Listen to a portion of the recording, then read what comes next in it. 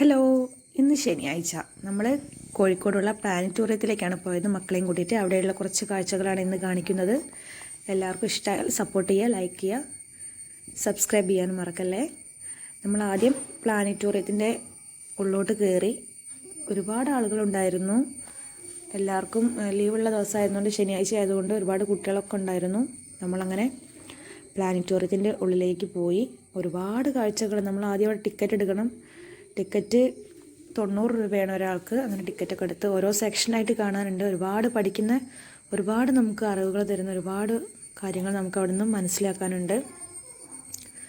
കുഞ്ഞു മക്കൾ, ഇവർക്ക് കൈലാസും കാശിയും ചെറിയ മക്കളായതുകൊണ്ട് അവർക്ക് എന്താണെന്നുള്ളത് തൊട്ട് നോക്കിയിട്ടൊക്കെ സൗണ്ട് കേൾക്കുക, പല പല ചിത്രങ്ങൾ കാണുക, അതൊക്കെയാണ് ഭയങ്കര ഇൻട്രസ്റ്റ്. പക്ഷെ വായിച്ച് നോക്കുന്നൊന്നുമില്ല. വെറൈറ്റി ആയിട്ടുള്ള ഒരുപാട് ഉപകരണങ്ങൾ നമുക്കവിടെ കാണാൻ പറ്റി. അങ്ങനെ കുറേ നടന്ന് കുറച്ച് കാഴ്ചകളൊക്കെ കണ്ട് അവിടെ ഒരു കറങ്ങുന്നൊരു കസേര ഉണ്ടായിരുന്നു. നമ്മളവിടെ തിരിഞ്ഞാൽ നമുക്ക് തല കറങ്ങും. കറങ്ങി, കാശി കറങ്ങി ഭയങ്കര കരച്ചിലായിരുന്നു. അതിൻ്റെ അന്ന് ഇറങ്ങാൻ ഭയങ്കര ബുദ്ധിമുട്ടാണ്.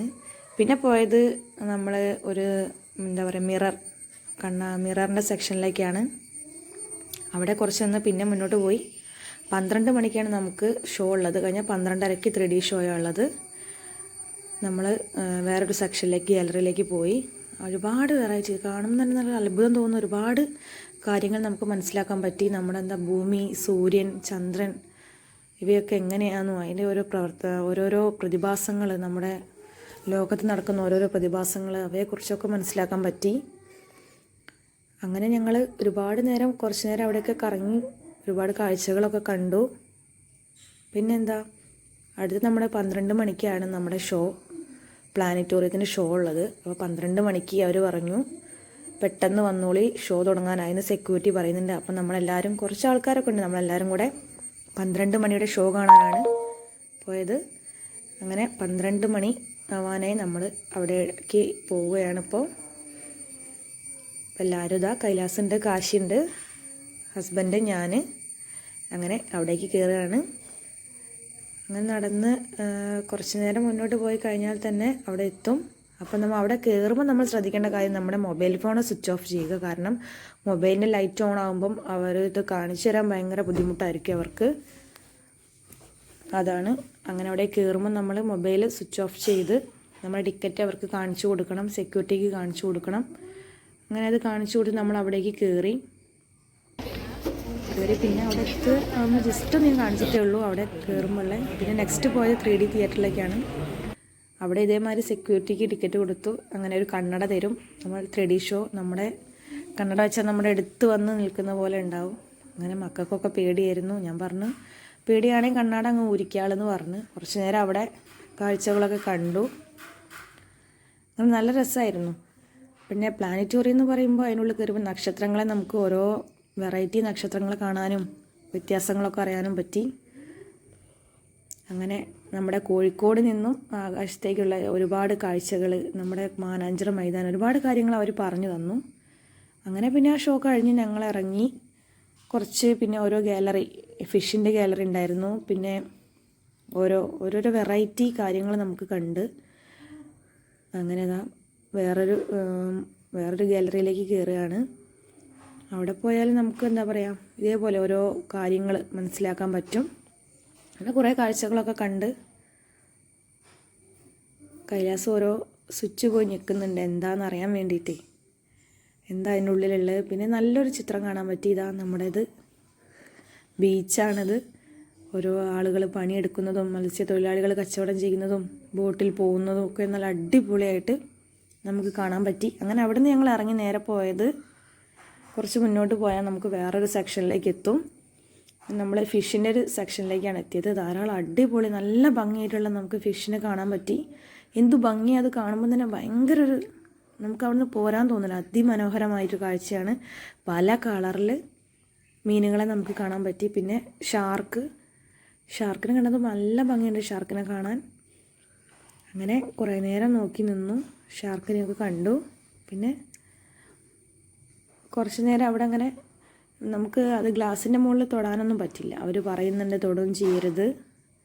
അങ്ങനെ ഞങ്ങൾ കുറച്ച് നേരം അവിടെയൊക്കെ കണ്ട്, വേറെ കുറേ മീനുണ്ട് അവയൊക്കെ കണ്ട്.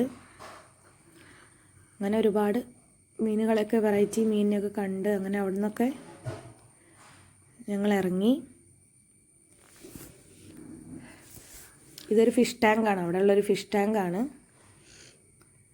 ഓരോ മീനിന് ഓരോ പേരൊക്കെ എഴുതി വെച്ചിട്ടുണ്ട്, അതൊന്നും എടുക്കാൻ പറ്റിയില്ല. ഇതിപ്പോൾ ഒരു ലോങ് വീഡിയോ ആയിട്ടാണ് പോസ്റ്റ് ചെയ്യുന്നത്. അങ്ങനെ ഞങ്ങൾ അവിടെ നിന്ന് ഇറങ്ങി, പ്ലാനറ്റോറിയത്തിൽ നിന്ന് ഇറങ്ങി.